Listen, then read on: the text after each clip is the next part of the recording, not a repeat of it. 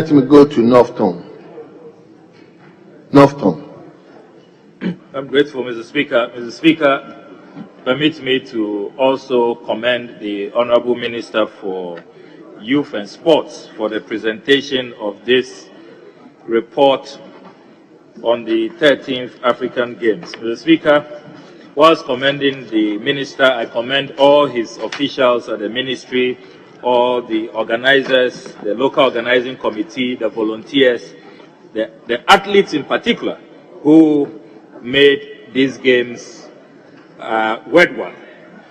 Having said that, Mr. Speaker, the athletes must be singled out for praise, particularly looking at the fact that the table that the Honorable Minister has presented to this House, page 5 of his statement, Ghana came 6th on the medals table with 69 medals. That is worthy of praise, and we must salute our athletes for bringing us these honors, even though we will have wished that we did a host and win so that we would not have allowed Egypt to come and virtually take away all the medals. 192 medals is what Egypt took away from Ghana. But Mr. Speaker, the Honorable Minister at page 7 of the statement reports on what other countries have done for their winning athletes. He reports on Egypt and South Africa in particular, and says that Egypt has spent about $45 million celebrating their athletes and awarding them. South Africa, $200 million, where they received at least $3,000 per gold medalist, $2,000 per silver medalist, and $1,000 per bronze medalist. But the Honorable Minister does not tell us what Ghana is doing for our athletes who won medals. We need to know. Is it just a handshake? Are we only going to celebrate them in this House? What is the government of Ghana doing for them to show appreciation so that it will encourage many more young athletes to emulate, so that next time we will do far better than the 69 medals that we won? So, Mr. Speaker, that is an area the Honorable Sports Minister will have to address. Then, Mr. Speaker, there is also the fundamental issue of financial reporting. I have gone through the entire 15-page statement that the Honorable Minister has presented. There is no mention of how much this country has spent on the games. This is the first time I'm seeing a report from a minister after games to this House, after any tournament whatsoever, and we are not being told how much has been spent. What is the Honorable Minister concealing from this House? What is he hiding? Why can't we be told? Already we have raised concerns about the huge expenditure way beyond what this House approved. We know that about $195 million was spent on infrastructure. Then we intercepted documents that revealed that they had budgeted to spend $48 million on so-called operational expenses. That $48 million, did they spend all? Have they exceeded that? We also know that they did some fundraising outside our national purse. The president met a number of CEOs of McDan, CEOs of Zoom Lion, of Bost, Thor, GMPC, MPA, and I know that some of them contributed at least $500,000 each, GMPC, MPA, and all of that. Why are we not being told where all of those monies have gone to? This is a house of record. And our fundamental constitutional mandate is to protect the public purse. This is where we grant financial approval. Without the approval of this House, nobody can spend public funds. So every parliament all over the world, your most important obligation is finances.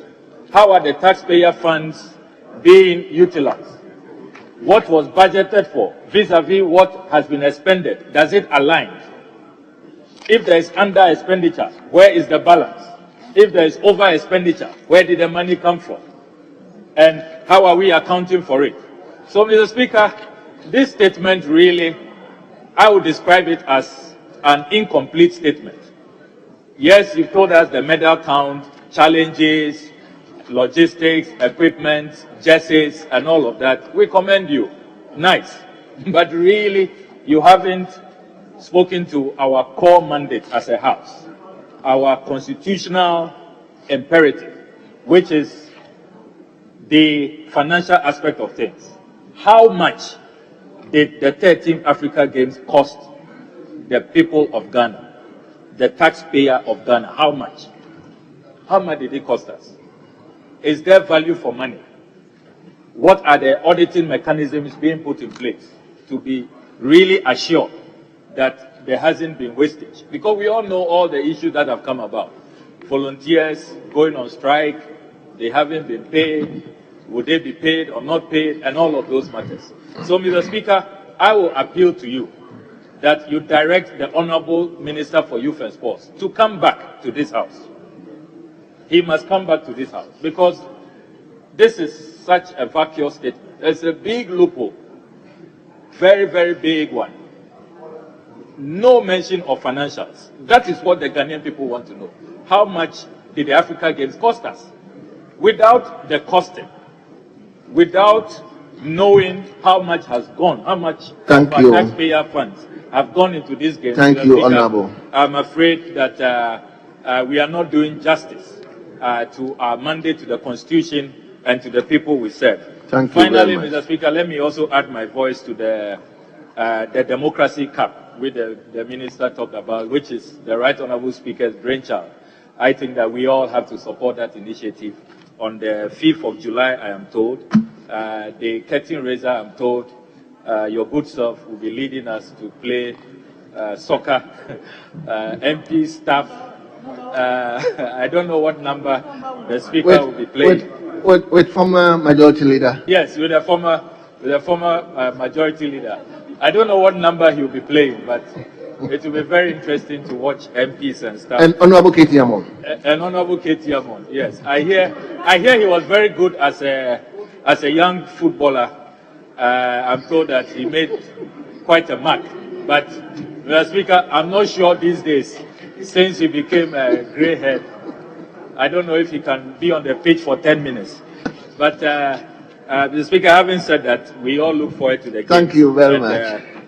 Thank you. We wish our athletes the very best. Thank you, Mr. Speaker. Well. So, if I'm not saying, but let me come to leadership. Yes, Honorable Minority Leader.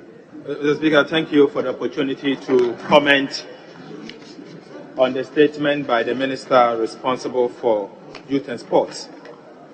Mr. Speaker, I've seen as part of the statement in paragraph 36 a matter of grave concern to me, Mr. Speaker. The Minister noted that in paragraph 36, if I may read, the Minister said that some people, including some high-ranking members of society, who should have known better, deliberately set out to derail the games by engaging in negative publicity against the games. Some resorted to baseless allegations and lies just to pitch the Ghanaian public against the games with the ultimate intention of derailing the success of the games. But the Ghanaian public saw through the mischief and did not fall for this mischief. In the end, the majority of Ghanaian public saw the games as a national project and and beautifully embrace it. Mr. Speaker, this statement, Mr. Speaker, is unbecoming of a minister.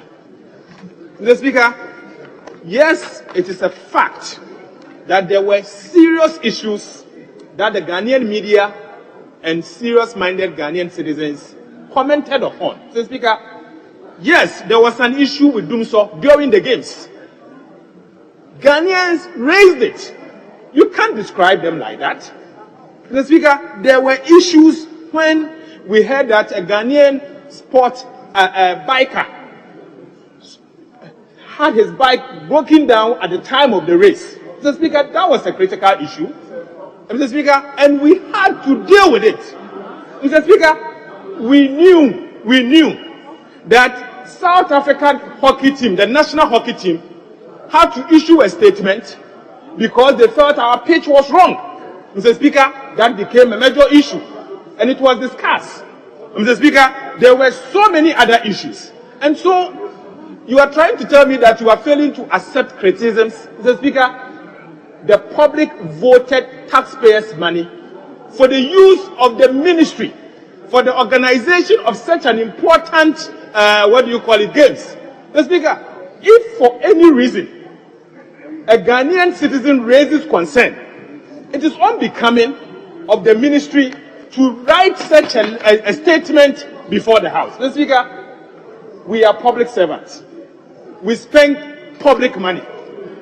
And so if the public for any reason raises concern, we have to embrace it. We have to embrace it. So the comment that the minister actually referred to in paragraph 36 of the statement, Mr. Speaker, is not right. Mr. Speaker, aside that, what is before us is a statement delivered by the Honorable Minister for Youth and Sports on the post-African Games at Parliament House. Mr. Speaker, the statement is post-Africa Games. Mr. Speaker, this House allocated huge sums of money to the Ministry of Youth and Sports and the local organization committee for this important tournament. Mr. Speaker, this statement before us, it can never be complete without accounting for the amount of money that we allocated.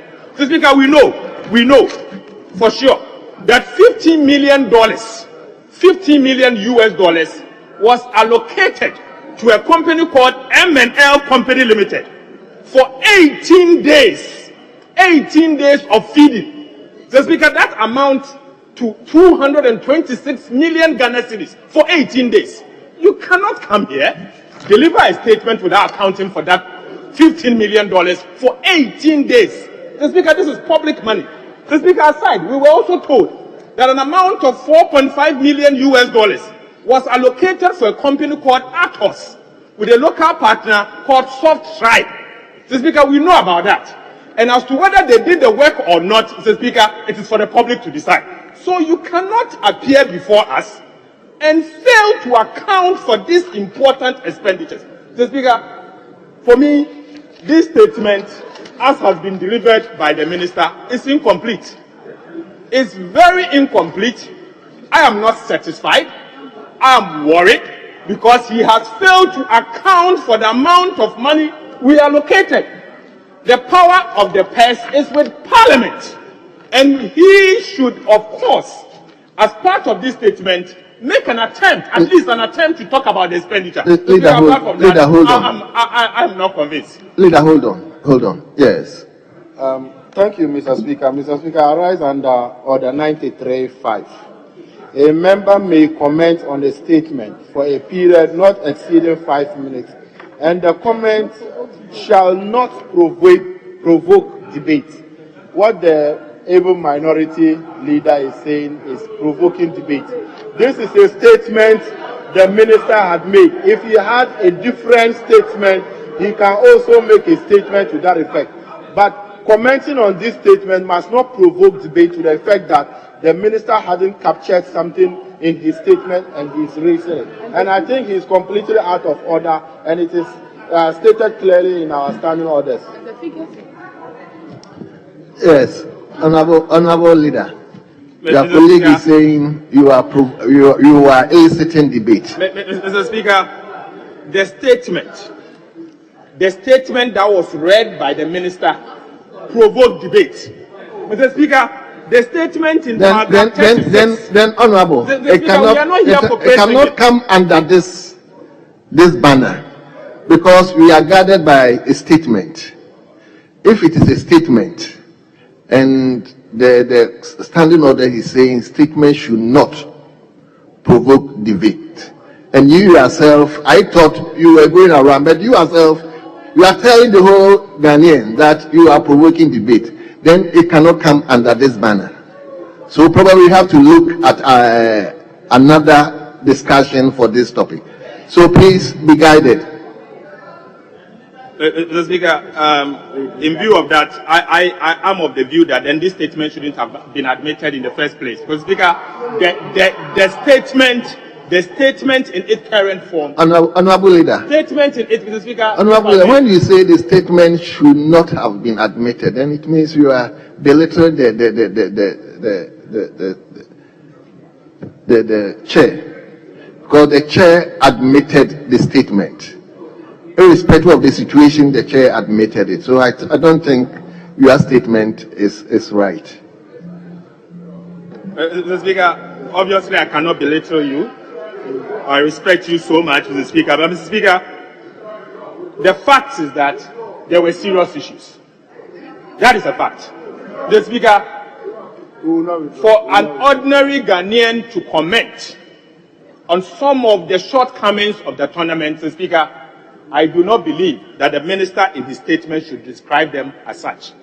Mr. Speaker, aside, we should also understand that most important to the ordinary Ghanaian is the fact that public money has been voted for this tournament. And it's for the minister to account for the money before us. Mr. Speaker, the power of the purse is with Parliament. We allocated the sums of money for the minister to spend. He's only a spending officer. He's only a spending officer. And so if he is to appear before us and to deliver a statement on post-tournament, it is only right that the minister, at the minimum, account for those expenditures. Mr. Speaker, this is the only way that the ordinary Ghanaian can have some trust in us. And so, Mr. Speaker, I'm urging him that this statement, for me, I am not convinced. All what you said, you have made your point. But for me, it's incomplete until you account for the amount that you allocated to MLL. That $226 million that a company called MLL spent for 18 days of feeding. Come and account for it, and many others. Thank you, Mr. Speaker. Thank you. Leader, hold on. Okay. So let me go to Honorable Katie. Thank you very much, Mr. Speaker. I lost my voice, but I lost it. But I am told that the news it already preceded my attendance in Parliament. That it was announced. Is that true? With the news of where we have been, have you not announced it? You have not announced it. You have or you have not? Mr. Speaker, has it not been announced that there are new alliances in this chamber? He hasn't announced that. I don't know why. Anyway, Mr. Speaker, I want it recorded properly. That, Mr. Speaker, we have new alliances. I went with him. That is why, Mr. Speaker, on my arrival, I've developed this. But those who, well, you don't know. Sit down. Young guy, when we talk about market matters, you don't talk about out of order business. Would you resume your seat? Thank you. Mr. Speaker, that's for the information of the House. The records would accordingly, Mr. Clark, should reflect the new names. Al-Hajj, you should make sure that it's properly reflected. Yes, Leader.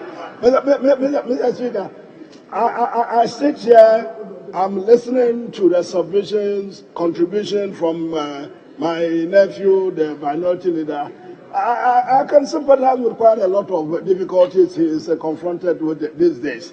So most of the times I allow him to flow, Mr. Speaker, to flow. But I was wondering if this whole business of accountability about the finances in relation to these activities, the sporting activities that took place just recently, it should really, Mr. Speaker, color the significance of this occasion. The Minister for Sports has come to give a statement in Parliament. Mr. Speaker, the statement I would have thought was going to be embraced by all the House. Considering, Mr. Speaker, the difficulties the country has had with its sporting encounters with the outside world, particularly in the context of African competition. Some of them are, Mr. Speaker, very young. They don't know about the history of Ghana's participation in African sporting activities. So I took that up, and all he's talking about, Mr. Speaker, is the accounting. I can assure him nobody is going to misappropriate any 1p of the money that was given to the minister. I assure you, in the fullness of time, the minister would prepare the inventory, the cost, the accounting details of whatever. I told he's an accountant. He definitely will give him the spreadsheet, and they will go through and see if anything is wrong or all is all right. But, Mr. Speaker, for me, the import of this occasion is the fact that, Mr. Speaker, for the first time in the history, if I'm wrong, those historians who think they know better should correct me. In the history of our sporting encounters, this is the first time I am hearing that after the African Games, Ghana won a total of about 69 medals. Out of that, as many as, how many gold? How many goals? 9. 9 goals. As many as 9 gold medals. 1981. Well, he had not been born. Sami had not been born. So, Mr. Speaker, he doesn't remember. 19, had he been Mr. born? Speaker, he has to be specific. 19 what? I'm not so sure. You have invited me, so you don't even know my date of birth, and you say I wasn't born. 81. Mr. Speaker. I was born in 1980. 81. You say 81. I was born. When were you born? I was born. In 1981. I was born in 1980. Very proud of that. 1980. Very good. Yes. I was a full 1 year old by 1981. A full 1 year old. Mr. Speaker, there we go. In 1981 or 80, he says he had been born. He was a full-fledged 1 year old without teeth. He had absolutely no teeth. Only to grow later to become a child with a sharp teeth. Mr. Speaker, I make reference to this fact. But that was when. I told you may have been born at the time, but resume your seat at all. Mr. Speaker, that was the time when the president of the Republic, President Hillary Liman, complained so bitterly that we went for this competition and Ghana did not return with even a wooden spoon. I don't know how many of you remember this statement. The president was so upset, he was so distraught, he couldn't understand that after all the investment that Ghana had made, we returned with not even a single a wooden spoon. On this occasion, we did not only return with the wooden spoons, Mr. Speaker, we returned with gold medals. Celebrated! 1981, after the United Kingdom had gone to the Falklands and had defeated those who tried to invade the Falkland Islands, Margaret Thatcher at the door of number 10 Downing Street proclaimed to the whole of England, "Rejoice, we have won, rejoice." I think we should be rejoicing. The only thing that I think, rejoice over the one victory that we all share. Look, the only thing apart from our shenanigans, our legal, our political and whatever shenanigans, the only thing that unites this whole country is our sporting enterprises. It's only when the Black Stars win that we all enjoy, even though I've given up a long time ago on the Black Stars. But it's only on that occasion that we all enjoy. So, Mr. Speaker, Atu and the others, stop the lamentation. Stop the lamentation. Sports Minister, congratulations. Look at me. Let me congratulate you. Well done. You and your colleagues, well done. Congratulate them. Congratulate the government of, help me pronounce it, Nana Addo Dankwa Akufo-Addo's government, the MPP. Congratulate us. First time in history. And you won't congratulate us, you won't sing praises to the high heavens, and you sit there talking about accounting. When was the first time you saw medals of this nature before? They done well. Congratulations to them. I hear we are. There's a sentence in there which I think leader you've underlined. Maybe that's not in the best of taste, but you know, one is in a hurry to write things, and people are. Mr. Speaker, you know what it is? When you have done something so graciously and you think you deserve commendation, and all that people do is to criticize and to spell on their sour grapes, you kind of get carried away and you write. Thank you. That is what he wrote, and I think they are not happy. Thank you, Minister. But I think, Mr. Speaker, congratulations is in order, and we must all sing the unison, one voice, congratulate the Sports Minister and congratulate the government of Nana Addo Dankwa Akufo-Addo. Oh, yeah, we're done very well. We're done very well. Congratulations to all of you. Congratulations. Thank you very much, Mr. Thank you, Minister. Yes.